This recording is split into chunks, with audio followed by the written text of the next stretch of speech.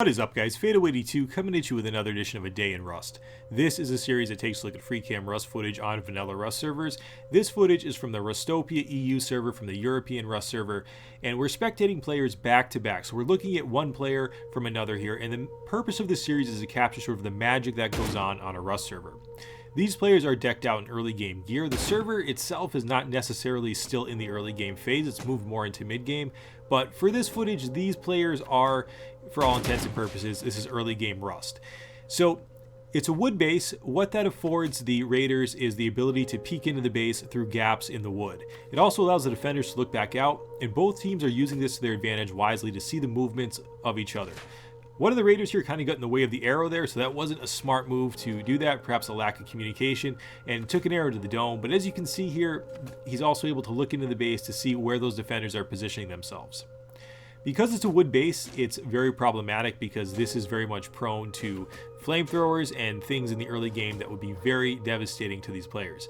The arrows that are going through the door will eventually break the door down. The raiders could be more aggressive here. They're sort of holding back a bit, and this has allowed the defenders to position their resources to start adding to their base rather, to make it as secure as possible. They still have a foundation here that's going to be very important that they get that kicking, but they've airlocked their base yet again. They've secured part of their loot room, and they've upgraded it to stone, which is going to be substantially harder for these players with early game gear to get through. So that's really a smart usage of resources for the raiders.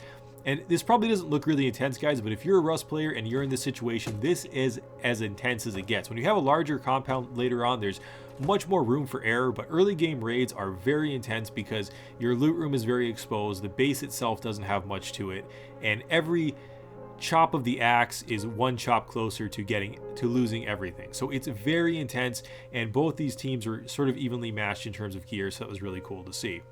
As you can see on this server, we spectated next a player here who was living in this compound, and the server itself was not an early game. It's moved more into the mid game, moving into almost end game content in terms of what we can see with the base builds here. They're putting the new hemp material to wise use, the new hemp crop, and they have their crops separated in different houses there, which is something that's really cool.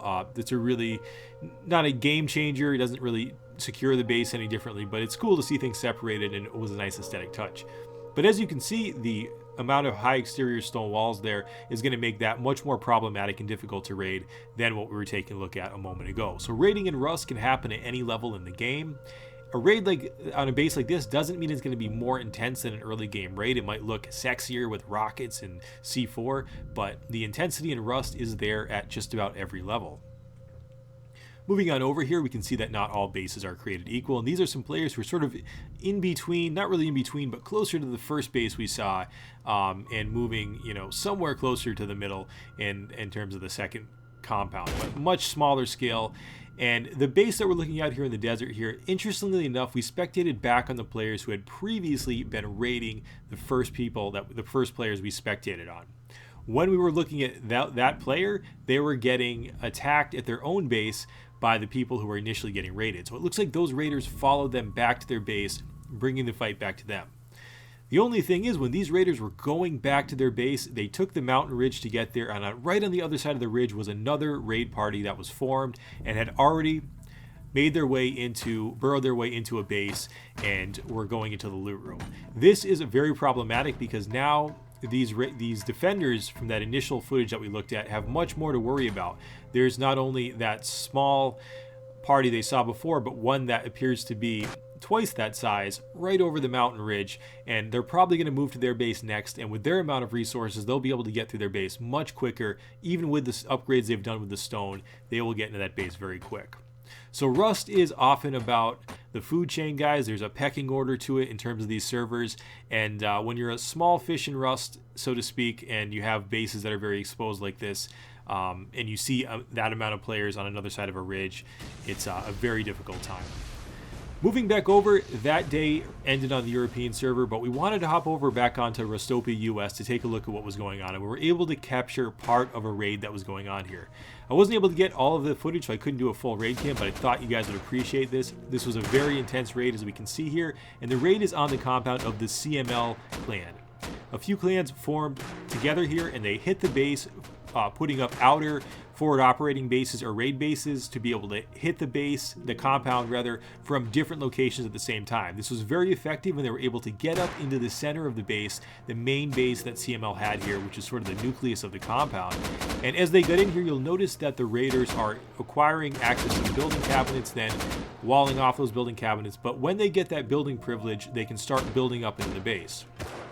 They may get to areas where they'll encounter a radius from another cabinet, but the minute that they're able to breach, destroy that cabinet, or gain access to it, they're going to be able to keep building up. And that's what they're doing here. Ladders no longer ignore building privilege, but once you get building privilege, you can start placing stairs, and it's the same theory, really, the same principle. You're going up into the base as quickly as possible, and that's really what they're doing here. This is some condensed footage, but this did happen very quickly from what I saw. Again, I wasn't able to capture the outcome of the entire raid. There were some twists and turns to this, so I was told. Perhaps we'll hear in the comments more about it, but I'm glad we at least can see a glimpse of it. But what the raiders are doing here is absolutely what you want to do when you're raiding either that small base, as we saw early on, or a large compound, is keep pushing with the intensity as quickly as you can to get into the base. Don't stop that momentum. The minute you lose that, you're going to start getting shredded, and then you open yourself up to getting counter-raided, which is very difficult. So in the first raid that we looked at in this footage, it was much smaller in scale, but the principles are sort of the same. But you'll notice there that the raiders sort of were taking their time. They probably thought that they had it fairly under control because it was a small base. But here, the raiders weren't leaving anything to chance, and they quickly made their way up. They took out the spawn points, so they took control of the base, they took control of the cabinets, and that's going to be really problematic for the defenders to get that base back. CML is a clan that knows how to build bases. They also know how to defend their bases, and I wasn't able to capture this full raid camp, so I don't know how it happened necessarily, but it was definitely an intense fight. But it moved quick early on, because by the time I was able to get over here to switch over to this server, this is really where it was, and a lot of progression had already been made into the raid.